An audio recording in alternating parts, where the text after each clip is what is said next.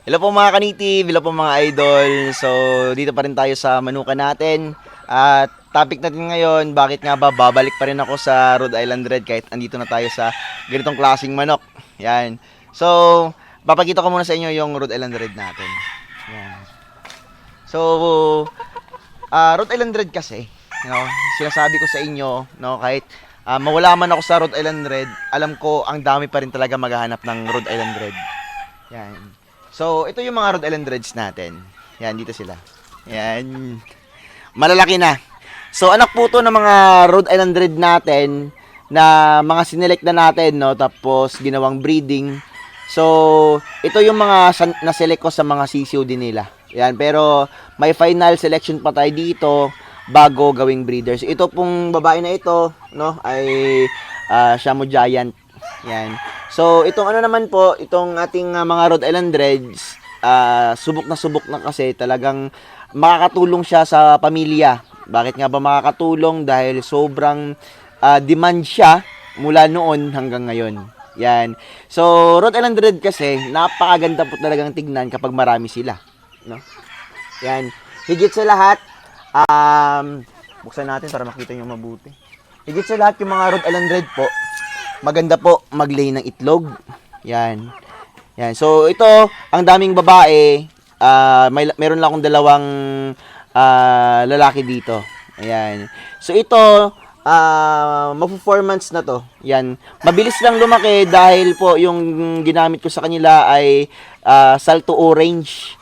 Kaya, sobrang bilis lang lumaki kasi nga high protein.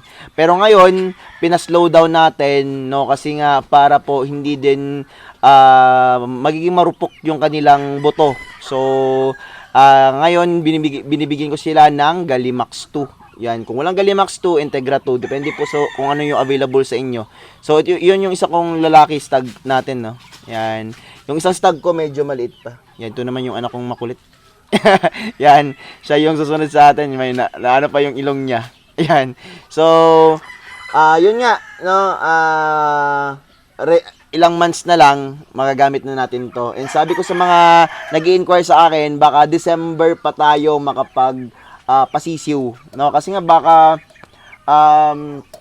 ngayong October, no, kapag may mga nag-early matured sa kanila, may nangingitlog na, yan, papaitlog na natin ng mga unfertile eggs mga 2 weeks, tapos magpapasisiw na agad tayo. Siguro baka December na talaga, no? Kung hindi man makaya sa December, baka January yung first na release natin. So, sa ating Rhode Island Red po, meron tayong i-upgrade lang sa kanila. Meron tayong every other day na ilalagay dito. Kasi nga meron tayong dalawa. Halimbawa, sa every other day, no, isang lalaki, yan, pagkatapos naman ng every other day, in the next 2 days, yung ibibigay naman natin ay isang lalaki din para dito sa ating mga show type. So, ito yung ipapa-infuse natin kasi nga ito talaga yung project natin, mas mapaganda yung ating production type. Yan, no? Itong ating Rhode Island Red na show type. So, show type, sinasabi ko palagi, mas mabilis mag-matured, mas malaki, mas maganda, mas dark ang color. So, mas nakakaakit sa buyers.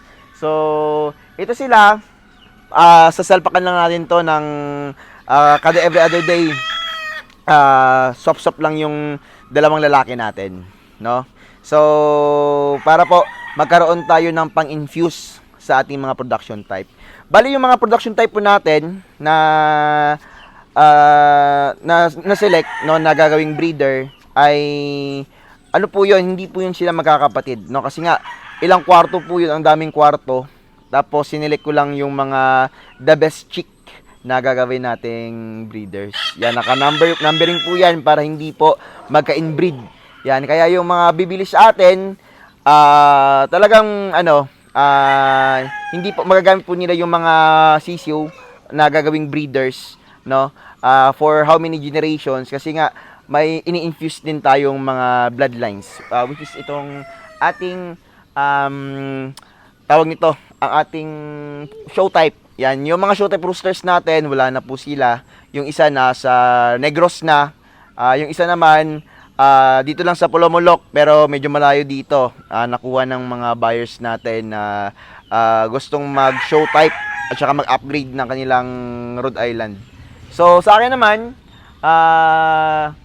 mas maganda kasi kapag nagpapuro ka ng gagawin kong tawag nito, pang-infuse natin, no, mas maganda kapag babae yung ginamit natin. Mas mabilis akong makakapagpapuro ng ganito.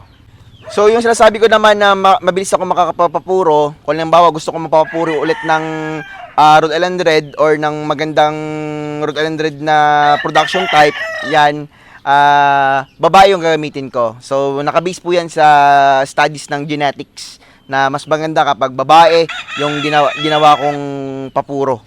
Yan, no? Kasi nga napaka-importante din ng mga babae natin. So, yun po. Rhode Island Red po, no? Ipagpapatuloy natin, no? Huminto muna ako ng how many months kasi yung incubators natin, punong-puno po yan at saka ng hatching, palaging hatching ng mga ganitong klaseng manok. So, last time yung mga breeders natin ay binenta natin kasi nga mag-upgrade tayo ng incubator. Yan, may kamalan yung incubator, pero goods pa naman 'tong mga incubator natin. Pero kailangan natin magdagdag ng maganda para po maganda yung hatching, tuloy-tuloy yung hatching. So, weekly pa rin yung hatching natin kasi nga sobrang dami talaga naghahanap ng ng Rhode Island Red. Yun yung kinagandahan. So, sa Black Ostolorp, baka hindi na ako makabalik sa Black Ostolorp. Jersey Giant naman, pag-iisipan ko pa, may Jersey Giant pa ako doon isa. Nasa limber natin. Yan, saan doon? Yan. Meron pa akong Jersey Giant, pero baka hindi na ako makabalik. Yung Jersey Giant ko nilang pang ano ko na lang yun, pang konsumo na lang sa itlog. Yan. Rhode Island Red lang talaga ako mapofocus kasi nga siya yung pinaka-saleable. Yan. Sobrang dami naghahanap. Yan. Almost every day may tumatawag sa akin, no? Dati araw-araw ilang tao yung nagba-vlog pa ako sa Rhode Island Red. Ngayon, kahit di na ako nagba-vlog, dami pa rin naghahanap, no? Comment na lang kayo kung sinong nag-aalaga dito, kung kamusta yung Rhode Island Red sa inyo. Basta dito sa malapit na area sa akin, talagang maganda yung Rhode Island Red, no? Pero hindi ko naman nilalahat na lugar kasi nga kada lugar iba-iba yung uso. Dito sa lugar namin, South Cotabato, malakas pa rin talaga yung Rhode Island Red, no? Kasi nga kahit pa po sa Iloilo, yan, may napaship ako doon last time nung mga Jersey Giant ko. Talagang maganda pa rin yung heritage doon. Yung Jersey Giant sa kanila, no? Kasi nga wala pa dong Jersey Giant talaga na authentic doon sa Iloilo. Sila yung mapaparami. Goods pa rin yung bentahan ng Rhode Island Red. So, yung dapat lang dito, syempre dapat quality yung alagang manok mo, no? Kasi nga kapag hindi po quality yung manok ninyo, ay syempre mahihirapan ka po sa bibili. Yan, kaya nga dapat quality first, yan, bago mo paramihin. Kapag okay yung quality, paramihin mo, no? I-post mo sa social media, maraming makakita niyan. So, about naman sa market nito, ay syempre dun din po sa mga mahilig sa Rhode Island Red, mag-alaga ng backyard na manok for consumption or for business, no? May mga nag-aadobo, inasal, yun yung mga advice ko. Yan. So, sa Darag Native Chicken naman, baka hindi na rin ako makabalik sa Darag. May Darag pa ako, pero okay naman yung Darag. Maliliit lang talaga. Yun lang yung nagiging problema ko sa Darag. And dito sa lugar namin, kung Darag Native Chicken lang naman, maraming buraot na buyer dito for native. Mas pipiliin nila yung mga chop suey na native, no? Kumpara sa Darag. Yun lang yung masasabi ko. Pero sa ibang lugar naman, baka malakas talaga yung Darag din. So, yun lang po. Abangan nyo naman ako sa next vlog natin. Subaybayan nyo naman ako para sa mga experience and update natin dito sa ating manukan. So, yun lang po mga kanikim, mga idol. Maraming salamat po.